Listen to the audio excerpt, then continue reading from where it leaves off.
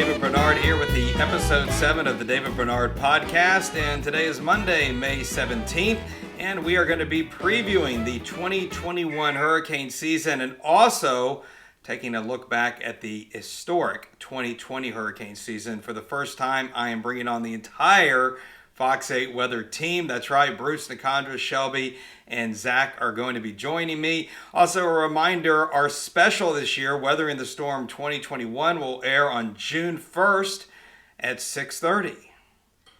And here it is, the entire Fox 8 weather team. I am so excited. I've been wanting to have each and every one of you on the show, and now I get everybody at the same time. We have meteorologist Zack Fradella, Nicondra Norwood, Bruce, Katz, Shelby Latino, and yours truly, the largest weather team in Southeast Louisiana and on the Gulf Coast. Okay, everybody, we're just a couple of weeks away from the start of the season.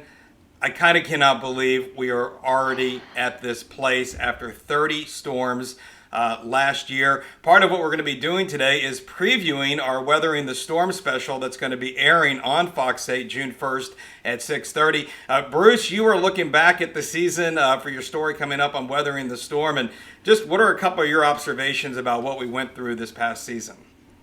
You know, when writing the script, saying 30 named storms, I had to go back and say, well, wait a minute, is that right? I mean, what a year it was. I mean, 2005, you know, many people were here and it was an active season, but this season, albeit we didn't have a major storm like Katrina, 4 major hits, Southwest Louisiana, Laura devastated by that storm. 30 named storms is just, it's hard to wrap your head around. And it's just amazing that with all those storms, New Orleans, we got Zeta, and that was upgraded to a Category 3, but we were fortunate because, you know, we didn't have the major issues that, say, Lake Charles or other cities had. So I think what I really take from this is that how active the season was, and just we were under the cone so many times, 5, 6 times, and it felt like 3 months we were continually under the cone. And, you know, I've been in New Orleans now for 26 years doing this, and I've just never seen anything like that. So I think that probably the amount of storms and the amount of alerts and the amount of warnings that we've had were just unprecedented. Yeah, I think it's unbelievable. Everybody from Brownsville to Maine was under some kind of wind or water watch or warning this hurricane season. So really almost the entire U.S. coastline was touched in some ways, some more than others. The other layer to this, guys, was we were working from home last spring. Some of us were working from home into the summer. Nicondra, that is something that, you know, you were dealing with as well. That just added a whole nother layer to not only the stress for us as broadcasters, but just the pandemic in general. Yeah, just so much was going on. And to be honest, I've thought about this a lot. I don't know if it wasn't a good thing that so many people were working from home, because it especially with the schools, it definitely made it where it was a lot easier for schools to say, you know what, we're closing today, or you guys work from home, don't come into the office today. And unbelievably, if we hadn't already been set up, I think we would have had a whole lot more productivity loss, because we had just so many hurricane days. I mean, it's just unbelievable. Yeah. You know, up north, they talk about how there's no more snow days because the kids can just work from home and do virtual school now. And I think our hurricane days might be a thing of the past for the kids as well. Of course, then there's the issue of power, of course, if we actually have storms. Right. Right, that can definitely be an issue. I want to ask you, Shelby, I mean, you know, you are the meteorologist, the primary meteorologist on our morning show, Monday through Friday. It's a big show. We're on from 4:30 in the morning to 10 a.m.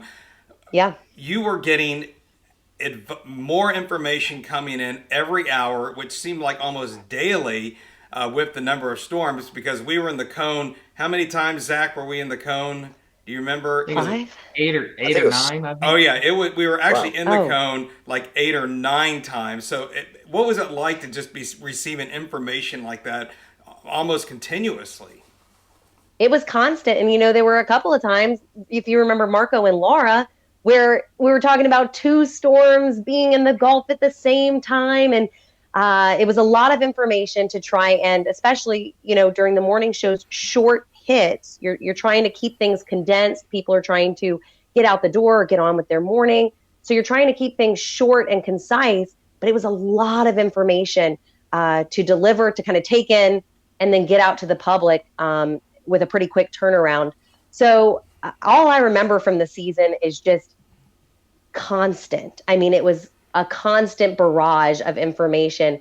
And it felt like once we were finally at the end of the season, I was looking over my shoulder like, well, are we sure this time?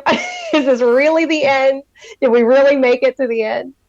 Because the the end of the season, we went into iota. I mean, to Shelby's point, it just seemed like it would never end. I mean, we blew through the main names so quickly, and then we got to the I.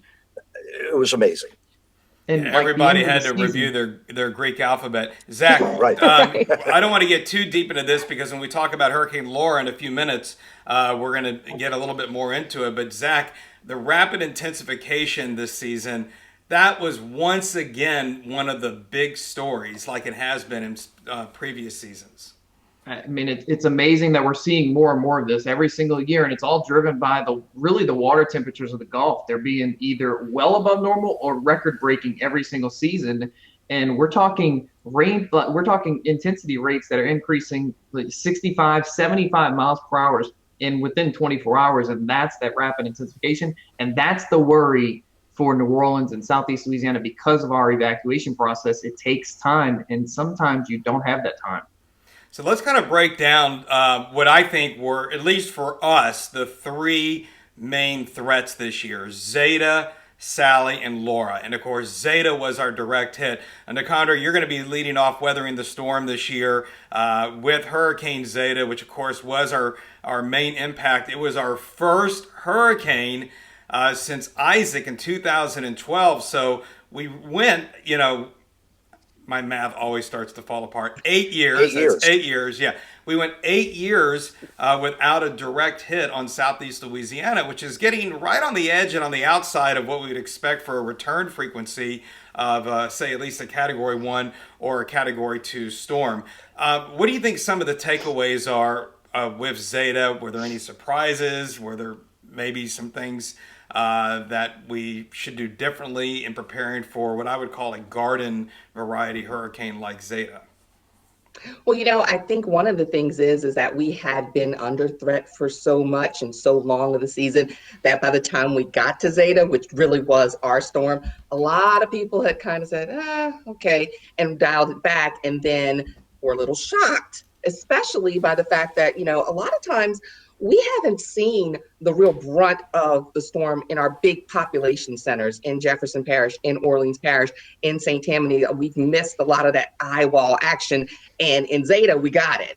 And you felt it. And, fortunately, it wasn't a slow moving storm because, even for me, I was thinking during that really rough time, it was probably about 15 to 30 minutes where we were hunkered down in the hallway. And I was like, I do not want to have to go through this with my family in, one of those storms that you're in that kind of wind for an hour. That was tough. I think many people, that was, I'm sorry, that to Nicondra's point, that was the first time that, many people have been in the eye of a hurricane. The actual eye coming over the city in the calm and the blue skies, it was just a, kind of a surreal moment, I think, for so many people when the storm moved inland. And then think about, Zach, you guys remember what happened after that when the west wind came in. Right. Yeah, we were sitting there, and me and David were in the studio and, kind of guiding people along how this was all playing out. And sure enough, everybody went eye, everybody was in the calm of the eye, and we're talking, okay, well, get ready, because when the backside of the eye, which didn't have a lot of rain with it, but it had wind, and when that hit, we had a west wind that I think hit the side door in our studio. I want to say it was clocked like 80 or 90. We were actually reading it out on the anemometer at the station when that backside of the storm actually rolled through. Yeah, I think our peak gust was 94 miles per hour at the station. And in fact, if you go back, the Hurricane Center has just released its official Zeta report. You can kind of draw a line from like Barataria through Mid-City to the Lakefront Airport and to the east. Those were the highest wind gusts, and then they drop off pretty quickly as you head it west to Kenner and then also into the river parishes, and that was basically the center line. Okay, so who lost power during the storm? Nicondra, did you lose power? We did, and it's funny, I made it right through the roughest part, and actually I was turning over shift and was like, okay, guys, Okay, Bruce, did your power go out of your house? Yeah, we were down for about 4 days. Okay, Shelby? It was the backside of the storm. All the neighbors were out in the neighborhood during the eye, and I was saying, guys, you need to go back inside soon. Right. And they said, oh, there's nothing on radar. There's nothing coming. I said, no. There's no rain, but there's wind coming on the backside of that eye wall. So everybody ended up going inside, and we actually didn't lose it on the front end, but lost it on the back. Zach? I did not lose power. I'm located on the North Shore. So. Okay, and I did not lose power either. It was a total freak thing. There was only 2 blocks around my house that did not lose power.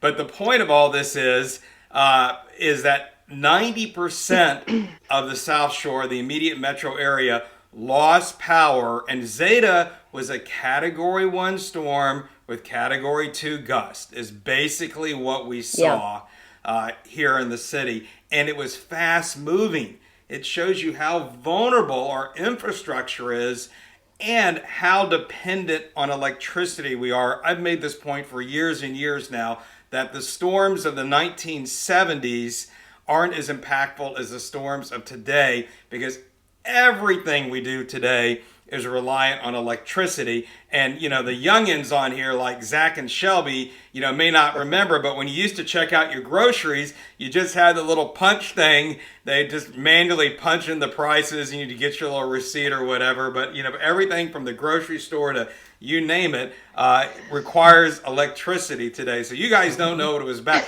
We used to always walk through 10 feet of snow, too, here in New Orleans on the way to school. Uphill both ways, right?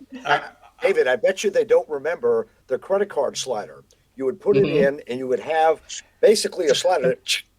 So you didn't need electricity for that either. That's a good point. All right, so that was Zeta. Now, to me, it's hard to decide between Sally and Laura which one was scarier for me. And I'm not talking about for the people that actually experienced it, but just sort of projecting on if that would have been our storm. We're going to have Shelby talk about Sally. She's covering that for weathering the storm. Zach covered Laura. But just my overall observation is that the reason it was scary with Laura is that it's the rapid intensification issue. It's the issue that we need 48 hours to evacuate the city of New Orleans properly, 60 hours to do all the way to the coast. And a lot of these storms, we always say, well, if it's a tropical storm and they're forecasting a 1, we prepare for a 2, because that's the error in intensity for forecasting is about a category, is the average intensity error. So if it's a 1 and they're forecasting a 3, that may or may not always trigger an evacuation, especially with our reinforced hurricane risk reduction system that we have since Katrina. That's kind of right on the edge. It's supposed to be able to handle a fairly fast-moving Category 3. But what happens when that 1 that you planned for a 3 turns out to be a strong 4 at the last minute and you can't get everyone out? So that was a scary part about that. With Sally, the other fear that I have is the wobbling, slow-moving storm approaching from the east-southeast, coming in toward the St. Bernard marshes. And Sally, I don't know if it actually met the definition of rapid intensification, but it did twice actually. And it blew up to that strong 2 at the last minute, and that pouring the maximum amount of water into Lake Bourne and Lake Pontchartrain. So let's start with Sally. You looked at that storm, and Shelby, and kind of break it down for us on what happened. Yeah, so, it came into the Gulf, and we're in the cone immediately. Once a storm's in the Gulf, it's likely to hit somewhere within 5 days. But it slowed down. There was a lot of shear that caused it to weaken, but then breaks in the shear allowed it to re-strengthen. It ultimately became a Category 2, and that was some of those bursts of rapid intensification. Didn't do like Laura and get all the way to a strong 4, but just a little bit of rapid intensification was able to make it a little stronger than they thought it might get. But the big thing with Sally was the water, and not just rainwater, which folks over in Mobile and Pensacola areas will tell you Some of them saw over 20 inches of rain. So rainwater was a problem. But for us, the big concern with a storm like Sally is the surge potential, because it was so slow moving. It allowed that persistent easterly wind that folks who live on the coastal areas know all too well. We get coastal flood advisories, we get a slow moving storm, and they know that water, pushes up. It backs up our North Shore rivers. There are a lot of impacts that come from a slow moving storm. When they're so slow moving and wobbly, though, David, as you know, you spoke with Jamie Rohn, who we interviewed and used in my story. The slow moving ones are actually the ones that can be so difficult to forecast their eventual path, which makes a difference. Yeah, and Jamie Rohn is director of the Storm Surge Unit at the National Hurricane Center, and they've actually they're putting a whole lot more data into those storm surge models beginning this year. So that's going to be interesting to see how that turns out. The bottom line is Sally was probably the worst forecasted storm of the season by the Hurricane Center, and they did an incredible job under really intense conditions. But it was not forecasted well. And if you remember, and this is the rule about following the center line, don't follow the center line. And, right. it had it coming directly into Southeast Louisiana. And where did it end up? East of Orange Beach. That was even right at Orange Beach. That was the eventual landfall. But they did have hurricane watches in effect for those areas pretty far east. I know we have a piece in the story that you did for the special that we ran. There was actually a woman from New Orleans that evacuated to Orange Beach because she thought it wasn't going to go there. Well, first of all, let's not evacuate the barrier islands, right? Number one. And number two, you need to evacuate inland if that's going to be the case. But there was a lot of confusion and messaging when it came to Sally, and it was a very difficult storm to forecast. Okay, then we have Laura. Which goes to what I was saying earlier. And Zach, you were in the middle of this thing, literally. KPLC, our sister station in Lake Charles, Louisiana. You worked there before coming back to New Orleans. And so they thought, hey, this might be a good idea. Let's send Zach over to Lake Charles to see if he can give them a bit of an assist on what looks like is going to be a really bad storm, but then became clear it's going to be worse than a bad storm. This is going to be a catastrophic storm. Yeah, exactly. It was supposed to be a bad storm, maybe a 2 or 3 coming in, and it turned into a catastrophic, borderline Category 5. When you get upwards of 150 miles per hour winds at landfall, that's that catastrophic category. But the thing with Laura was the fact that 2 days, 48 hours before it made landfall, it was literally a 50 to 60 miles per hour tropical storm making its way over Cuba. Only one day, about 24 to maybe upwards of 30 hours before landfall, it was a Category 1 hurricane. And then you can see 24 hours later when it made landfall, it was that strongest storm. It tied the last island hurricane in 1856 for the strongest storm in terms of wind speeds to hit Louisiana. Look how old that record is. It's literally a 150-year-old record that this storm was. And the big thing with Laura was it did produce a storm surge, a 17-foot storm surge. Now it moved into Cameron Parish, which there's not a lot of population center there. But the big thing with Laura was really the catastrophic wind that it produced. And when it moved into Southwest Louisiana, it was one of those storms that it was moving at a good enough pace that it brought all of that wind very far inland, and it caused just extensive damage. And they're still trying to clean up, and it's going to be many, many years. This was their Katrina. And if you remember Katrina for New Orleans, that was 2005. They also got Rita along the coast in Southwest Louisiana that year. This was worse than Rita. This was their significant storm, and they were impacted really head on. The eye went right over Lake Charles, and they had wind gusts to 130, 140 miles per hour, even that far inland from the coast. Right. I think it's important. It's important to talk about your experience there as well. What was going on at that station in the hours before the storm, and then when you guys realized, Wow, this isn't just going to be a major hurricane. When I actually left my house the morning, it made landfall in the middle of the night. So that morning, I left my house, got in a Fox 8 vehicle, and I was heading off to the west and heading to Lake Charles to kind of help them through the storm. It was still, I want to say it was a Cat 1, borderline Cat 2. They were projecting it to possibly strengthen into a minimal major hurricane around a Category 3. So the plan was still to go there, be at the station, and sort of hunker down at that station. And there's a second floor. So, okay, if we get some flooding, we can always go to the second floor. We can guide people through the storm.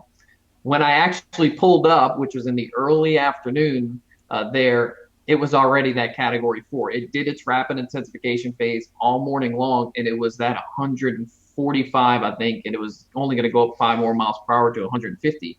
But then you and I were on the phone, and then we were talking to the National Weather Service in Lake Charles too. And they said, look, we've run our storm surge models. There's the possibility that you could have, 8 feet of water in the downtown Lake Charles. And if anybody knows about Lake Charles, the station, KPLC, is located in the downtown area. It's a fluke, maybe 2 or 3 blocks from Lake Charles, which is literally a lake there.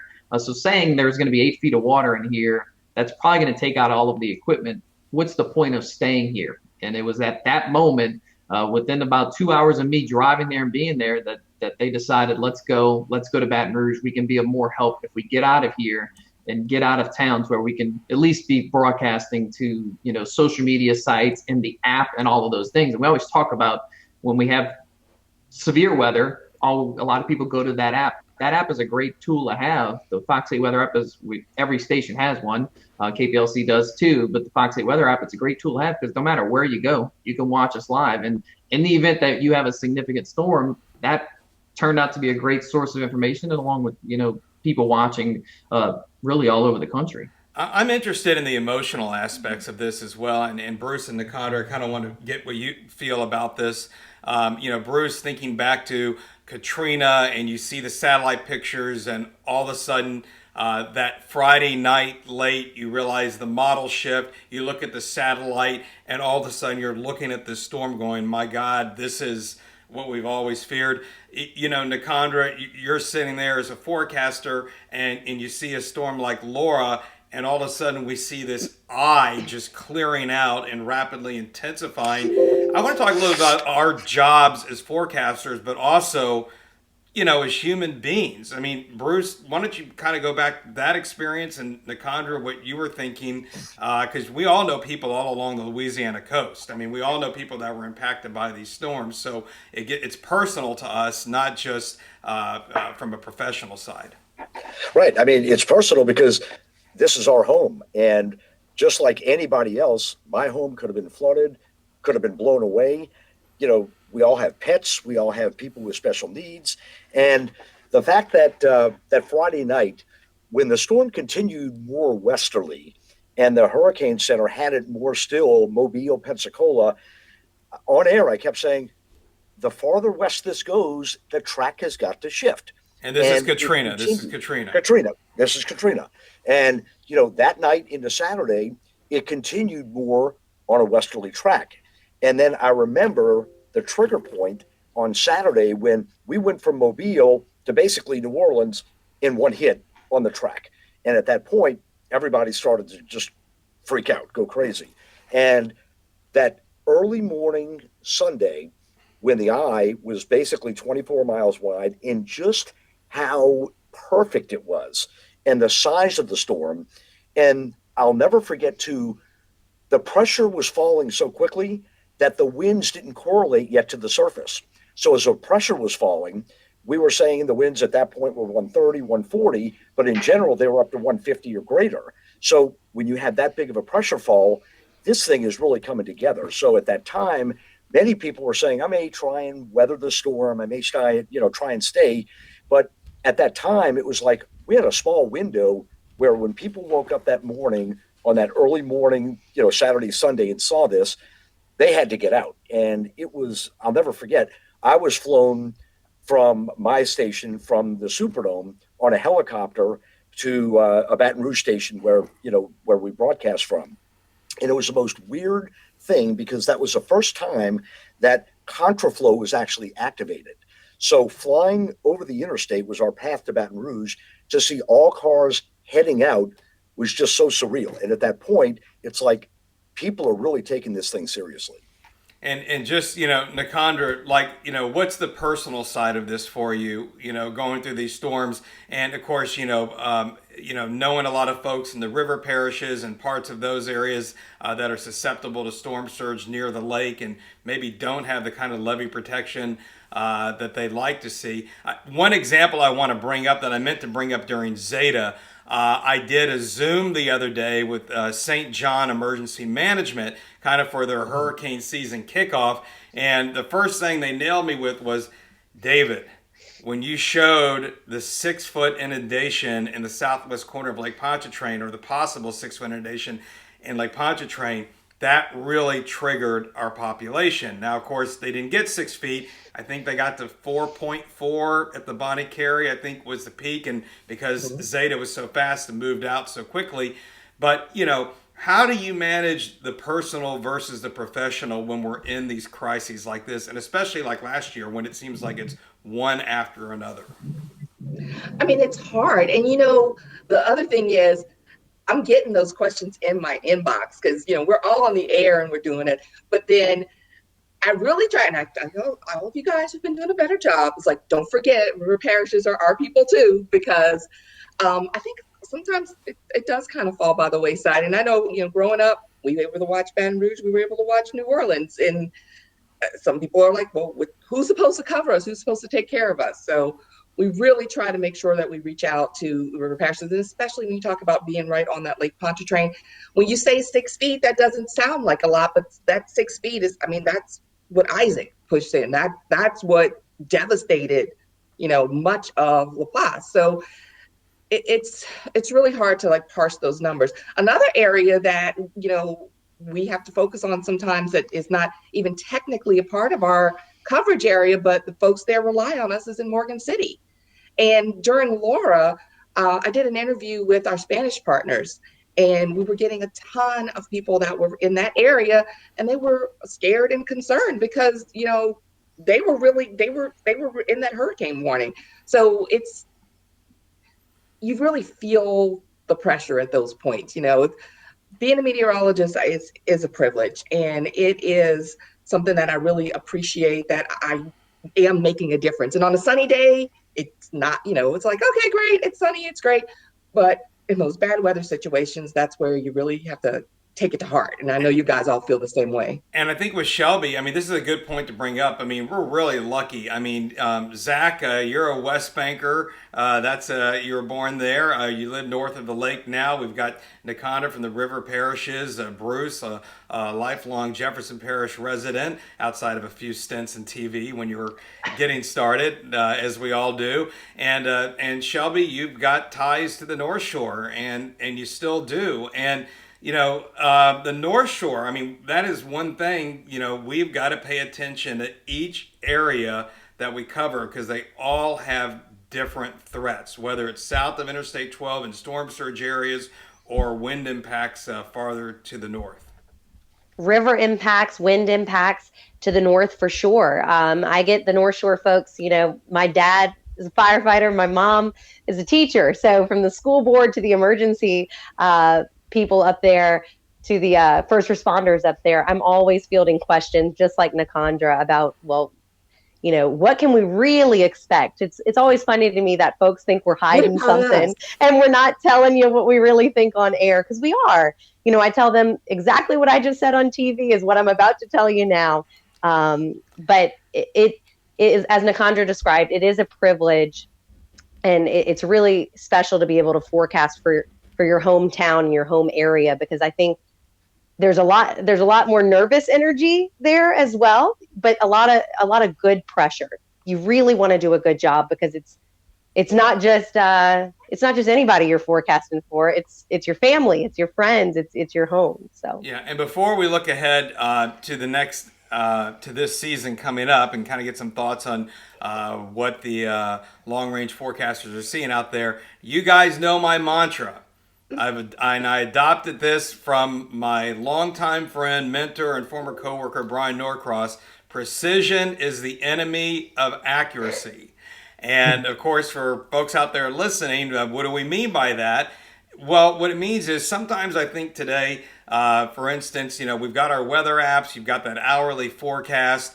Can you do an hourly forecast? Is it always accurate? Do we really know each hour exactly what it's going to be doing in every single place?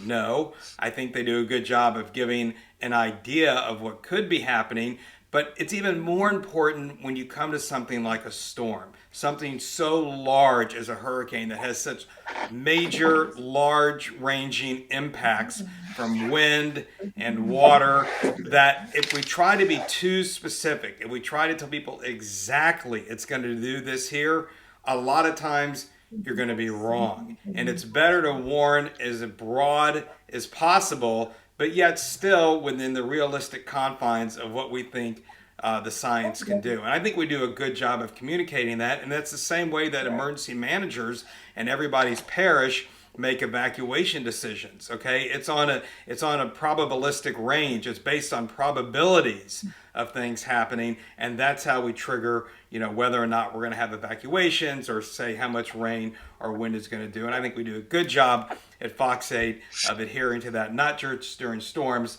but every day. All right, so for her, just to make a point here, for hurricanes, that center line, that's the enemy. You should be focused on the cone. The enemy is actually that center line, because that's being too accurate. And we saw that last year where the center line changed a lot of times before landfall. Sally, the perfect example. Well,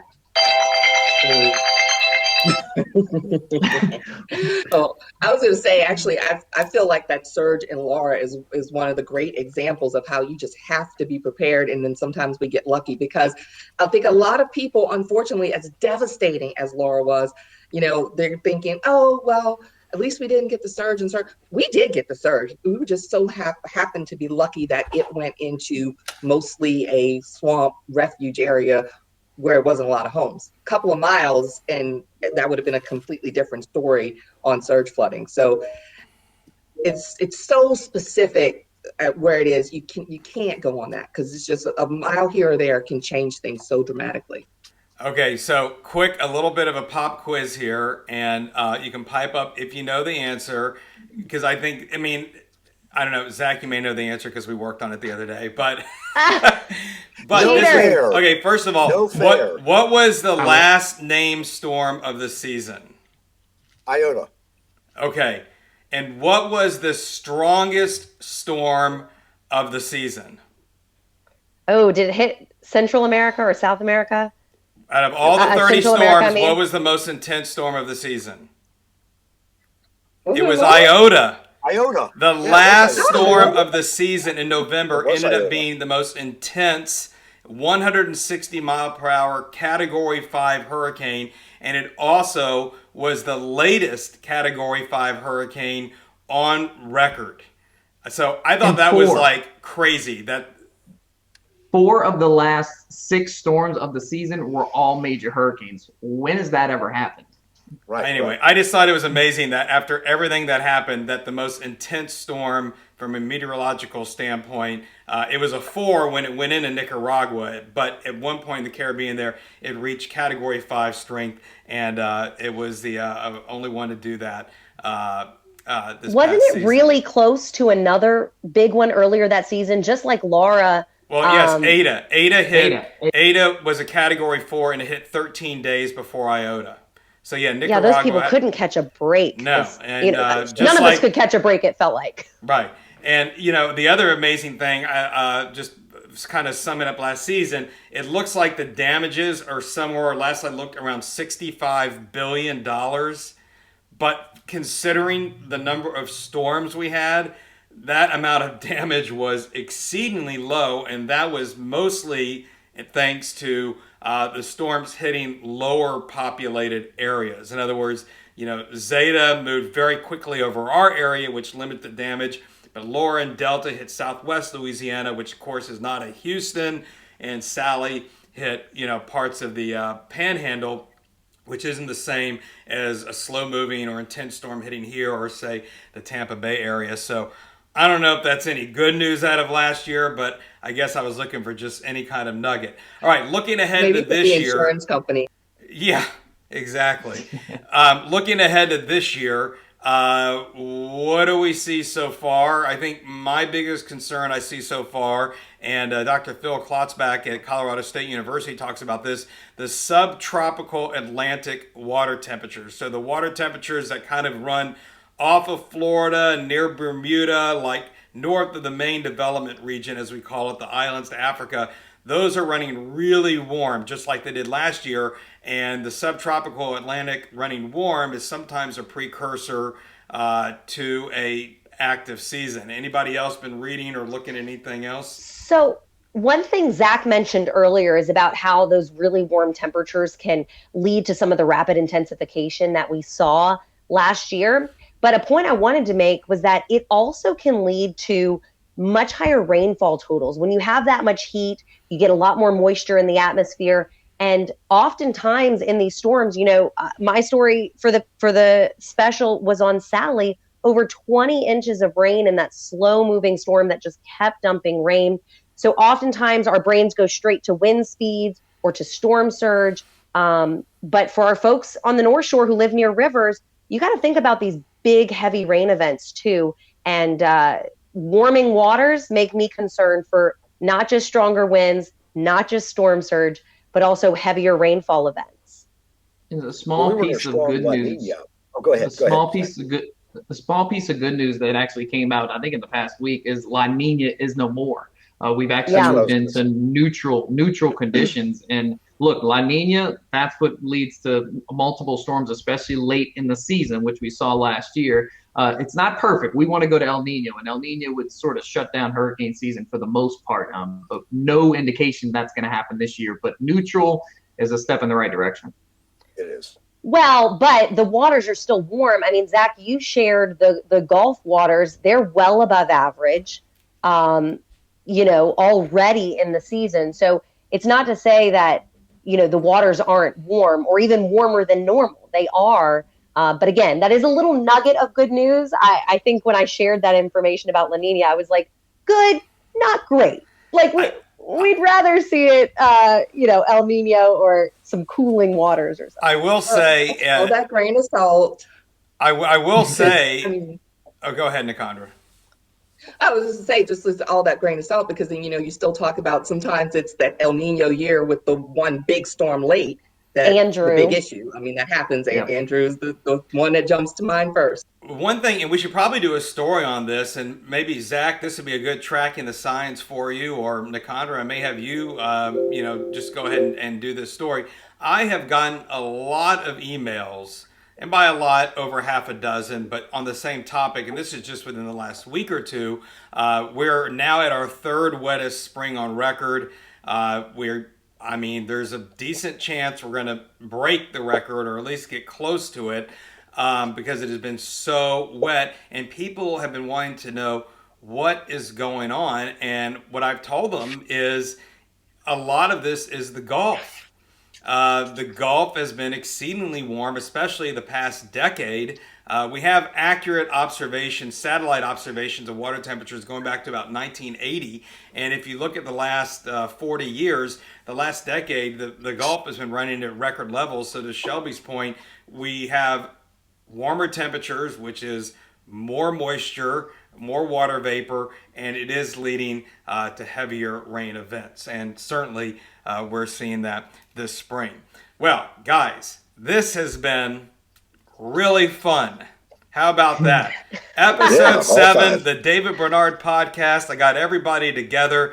This has been a new experience for me. Zach's done one or two of them with me. I'm still getting used to the whole thing, but I think this is going to be really fun going forward. And of course, all of y'all are going to be involved. And as I encourage our listeners to, of course, send in their ideas for what they'd like to hear about the podcast, you guys, of course, can contribute your ideas as well. And I'd love to have all of you guys back. So for Zack, Nicondra, Bruce, Shelby, and myself, thanks a lot for listening. And here's to a quiet 2021 hurricane season.